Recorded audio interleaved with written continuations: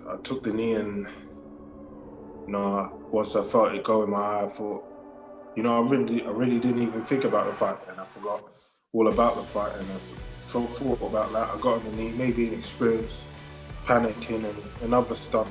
I still feel, once I get back to it, and I'll build myself up again and fight whoever I've got to fight. I would love to have a revenge and I have that clash again. I'm going to be moving forward with Mark Tibbs and Jimmy Tibbs as my trainer. I'm not going to allow this to stop me or hold me back or break me or anything like that. This is only going to make me want it more. Well, when I come back, I want to see them same people and I want to get in the ring then with them and show them how much of a quitter I am. All right, welcome to the Lowdown, brought to you by Unibet. I'm Dev Sahni, and joining me today is the young heavyweight who still has everyone talking. It is, of course, Daniel Dynamite Dubois. Daniel, how are you? I'm all right. I'm good, just been resting up and, sorting things out. Well, first things first, how's the eye? I mean, it looks okay from what I can see. Yeah, I'm just waiting to get the doctor's all clear report back, and then I'll know where I'm at then and know, whether I can move forward or not, really. So there's still an element of you still don't know for sure whether or not you can move forward. Well, they told me that should be around, 5 months or so, and it's been about 3 months or something like that, and I'm just still waiting just to see what if they see anything or what. But the eye is, as you said, it's come down and no vision problems or anything. So does it feel any different? You're just waiting to see if they say there is anything different going on behind there. Yeah, exactly, and whether I can, get back into training when I'll be sparring again and things like that. I bet you're itching to get back in there punching stuff. Oh yeah, well, of course, as it's due course, and once everything is sorted out, then yeah, ready to go. Well, let's look back to November 28th last year, the Joe Joyce fight. What are your reflections on that right now? It's been almost 3 months. It's a massive setback for me, and it's my first big real. Well, just all round, it's been.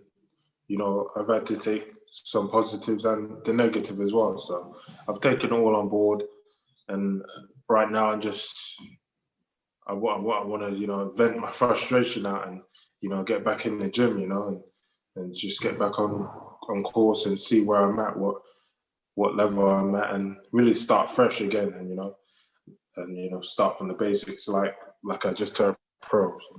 It's shown me a few things that I've got to take heed of and other stuff like that. What do you feel actually went wrong in the fight? Because it felt like it was kind of nip and tuck for a bit, but and a couple of the judges had you ahead actually as well. Mm-hmm. But his jab was doing damage for you. What did you feel went wrong? A number of things went wrong. But saying that on the night he was he had a sharper jab and stuff, and the eye went, of course, but it was, as you said, a nip and tuck fight, and I felt I could have, I still feel, once I'm getting back to it, and I'll build myself up again and fight whoever I've got to fight. I would love to have a revenge and I have that clash again, but right now, I've just got to take it on board and move forward. It's just get back to my basics, boxing, and start from scratch. How many times have you watched the fight back? Not many times. One's enough. It's a memory, and it's a bad memory, but I've got to use that and just moving forward now, and like I say, I'm gonna announce, as today, I'm gonna be moving forward with Mark Tibbs and Jimmy Tibbs as my trainer from here on, and I feel like the experience them two bring, can really help me moving forward in my career, and that's what I need. Well, let's come to that shortly. The training situation, the news that you've mentioned there. I just want to go back again to the Joyce fight. You mentioned that you took some positives out of it, and obviously there's positives and negatives. Tell me what are the good things that you've taken out of that fight? What's going to help you move forward in your career? I don't know. I could say from now how I feel about it. Wasn't probably my best night. I wasn't, as sharp as I could have been, and things like that, and just that little bit more. But that's a load of other stuff, it's connected to. So, as I said, I've got to move on and get back to my boxing and come back real strong, and prove all the doubters wrong and get back on track. Can you try and explain to me the pain that you were in with that eye? It looked awful. How can you describe it to me? The pain, you'll have to feel it, to know how. I'm good. I'm all right, thanks, mate. Yeah. It's just, it's boxing, and, everything can change in a split second. By that time, it's just, at that point, I could say from it now, speaking here, but when you're in the ring, it's just fatigue. It's just so many factors that are playing against you, and that were playing against me. And he's just being outworked a little bit. Oh dear, it's the left eye, and he's gone down. He's gone down with the jab, right on that damaged left eye, and down he goes. And it could be that it's all over right here. He's had enough, he doesn't want any more. And Joe Joyce, by stoppage, is the new British, Commonwealth and European champion. We asked whether that damaged left eye was going to be a decisive factor for Daniel Dubois, and so it proved. Joe Joyce, with the accuracy of the left-hand lead, has bossed this fight in the closing stages. After round 6, he came on strong, and Joyce is the man who has those big opportunities maybe next year. It's just a left-hand lead. So there, look, he gets one in the eye. Now he can't see. He goes down and takes the counter, doesn't get up. But look at it here. It looks like it's closed there. But that was a shot that was banged on the button. That was banged on that eye. And he looks up, doesn't seem to be able to see Joe Joyce, turns away, goes onto the knee. Have a look at it again from here, John. It's right on the eye, isn't it, that shot? Incredible. Absolutely incredible. Ian John Lewis counts him out, looks into his eyes. It's all over.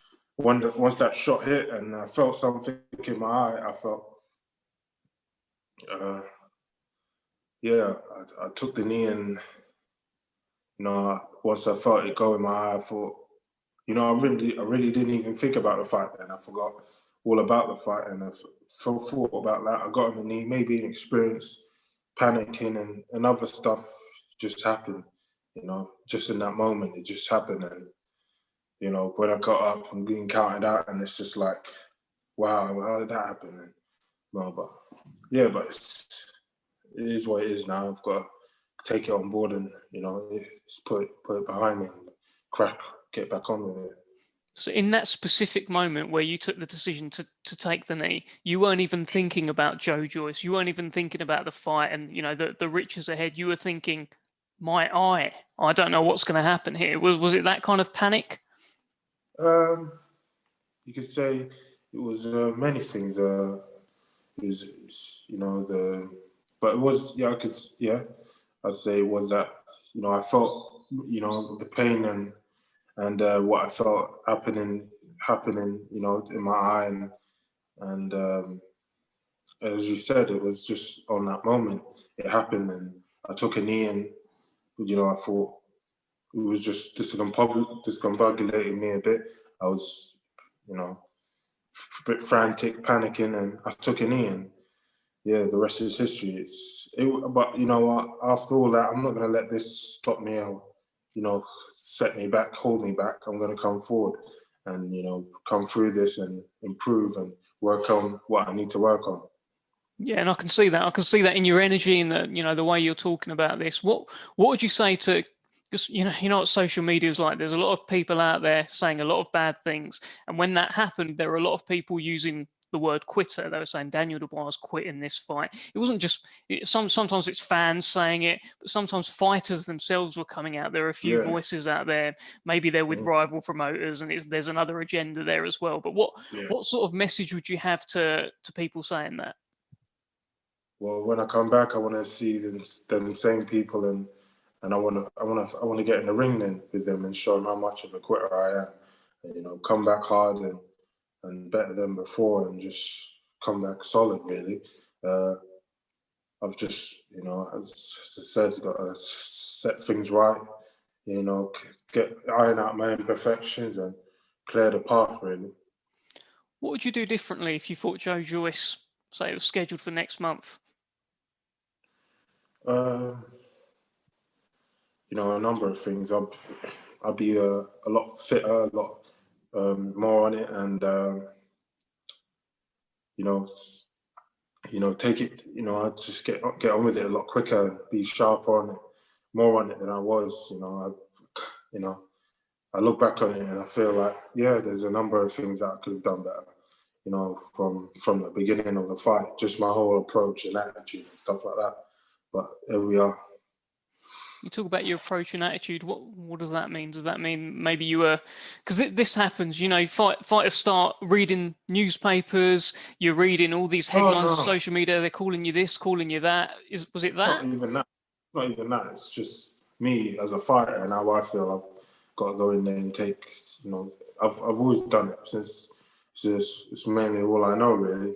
It's what I know and what I do best at. And, you know, fighting for me is a skill. So I could definitely, you know, improve in areas, but, you know, where I haven't taken much notice before or just overlooked before. There was a moment just before the 10th round when you went out. Martin Bowers spoke to the, I think, BT Sport afterwards. He said that was actually going to be the last round that he gave you. Otherwise, he'd pull you out because of the damage. You're either going to knock Joe Joyce out then at that point, or he was going to pull you out because the eye couldn't take any more. Were you aware of that heading into it? Was that conversation going on? Not really, no. Not really. Well, I was in the heat of battle, and you know. I wasn't aware of what that was the case, really. Did you expect Did you expect maybe a doctor at some point to have a look at it? Because I'm not sure that happened, did it? No, I don't know. Just, you know, everything was happening so fast. Yeah. Before you know it, before you know it, it's just everything was happening so fast. So I didn't have time to even think about it. Just trying to win, get out there and fight, and desperately, you know, just use all I had, really. I was just giving what I had and what I had on the night. But I know I can do better. Well, let's talk about Joe Joyce then quickly. Firstly, he's had some nice words to say about you. He says that he still believes that you will go on to become a world heavyweight champion. Just your reaction to that? Yeah. Thank you. You know, it's really good to hear. You know, sure he can go on and do, you know, good things himself. But yeah, that's what can I say? Well, it looks like he's going to move on to fight Alexander Usyk. How do you rate his chances against Usyk? They're good fighters, both. You know, good fighters. It's that you know, they're good, meaningful fights. So, you know, it comes down to you know. Who the better man will win, I suppose. But they're all good, meaningful fights. These fights that, you know, Joyce and Usyk and some of the others. I just want to get back in there and build myself up again and go again. Really. Can he beat Usyk? For sure, yeah, definitely. He's got a good chance. Whatever happens, I'm sure he's got a good chance. Though. He's definitely got a good chance. So the news came out today that you're no longer going to be trained by Martin Bowers, and you mentioned it earlier, you're now with Mark and Jimmy Tibbs. Tell me about that. How did this come about? Well, it's been quite, you know, looking at it, I want a fresh start, and I feel like the experience that Mark and Jimmy Tibbs bring that can really, help me, on my way back. And if they can show me new things and depart some knowledge, because, Jim Mark or, Jimmy, they both go way back into boxing. Their roots are strong and they've been at that top level before, world title level, and, Billy Joe Saunders and a few other guys, Dylan White, he's trained some really top fighters. So I want to test myself and see if a fresh start, which is what I want, will help. And as a fighter, you don't get too many. You only get really one crack at the whip, and I've got to go out there and, do what's best for me, really. Did you sort of look around anywhere else, or was sort of the Tibbs camp on your mind straight away? Yeah, Mark Tibbs, and just watching them go, the dad as well. He's been around forever, and he's trained some great fighters, and these guys are really, they're rooted in boxing. So I'm gonna get some of that guidance, and as I said, a fresh start. But saying that, I also want to say Mark and Martin and Tony Bowers, they've done a tremendous job with me, and it's been a good few years, 3 years or so. But we've, it's been great, from the beginning, and they guided me off, and it was just building up and everything else. So I want to say we've had a fantastic journey. But this is coming to an end. But we go our separate ways. No hard feelings. Well, Martin's still your manager as well, isn't he? So how's that all going to work out? What was that conversation like? Trainer-wise, that's done now. So I move on from there. But yeah, obviously we're going to talk and see how we move forward. What next then with Mark Tibbs? Have you done anything together yet? Has it just been talks, or have you had a little move about? I know you can't do an awful lot. Are you still waiting? Yeah, no, not really, no moving about yet. Just talking, and yeah, that's what I feel is best for me, and that's what this next step I want to have. So I'm going to take it and take that chance and go for it, really. What sort of level do you want to come back at? There's one school of thought, obviously, throw him in and then he can get back to the sort of level that he was at before and be high up in the rankings. Or do you want to do that, or do you want to take your time, knock a few guys out, build yourself back up, get your confidence? I don't know. You tell me. Well, I'm sure there's a science to it. There's an art to it. Frank, I believe, is one of the top promoters out there, and within whatever the new setup suggests and how I'm in the gym and everything else, I'm sure it'll be a steady progress. But I don't think it will take me long. I don't think there's I'm that far back or anything like that. Some things I've got to iron out, and then I'll be ready. Whatever steps I have to take, whether it's whatever fights I have to fight, then I'll be all up for it. Well, that was part of your.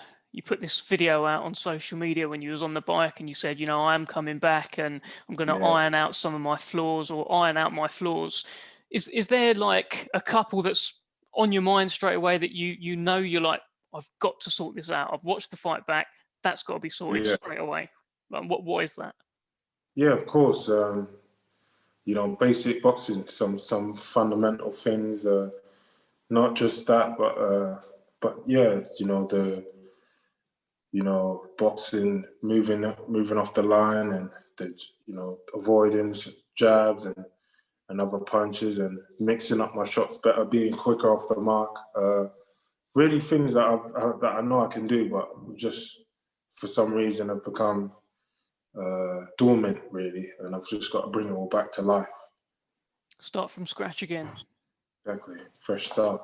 Fresh start. So you said it could be, when do we think then? May, June? See you back in the ring?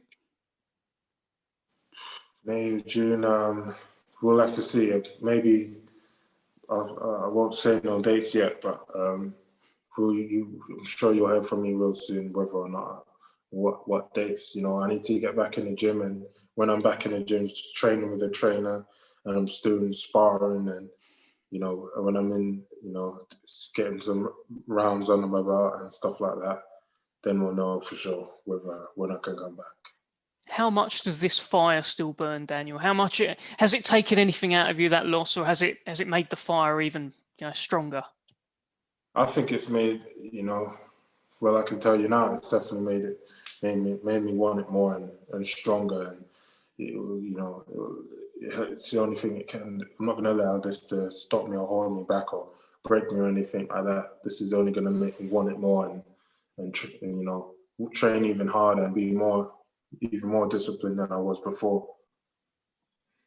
The goal remains the same. Exactly. Still every belt? You carry on with that. I don't know. You know, I want to be in meaningful fights. That's all I want. I want to be in good fights and fights that really, you know, just meaningful, you know, good fights that are out there. I know there are, and I want to be a part of it. And you know, coming on, winning titles again, winning fights or whatever. But I want to get back out there. Yeah, and look, we want to see you back out there. We can't wait to see you back out there. Keep us posted on what's happening with the eye. Let us know on social media or whatever. Where everyone really cares, and they want to see Triple D back, and they want to see you banging people out again and laying people to waste. Yeah, I want to be out there entertaining. Yeah, of course. Once everything is sorted out, we'll be back on the road. All right. Well, look, thank you very much for talking to me today, Daniel. Any final message to the fans, to the heavyweight division, to everyone?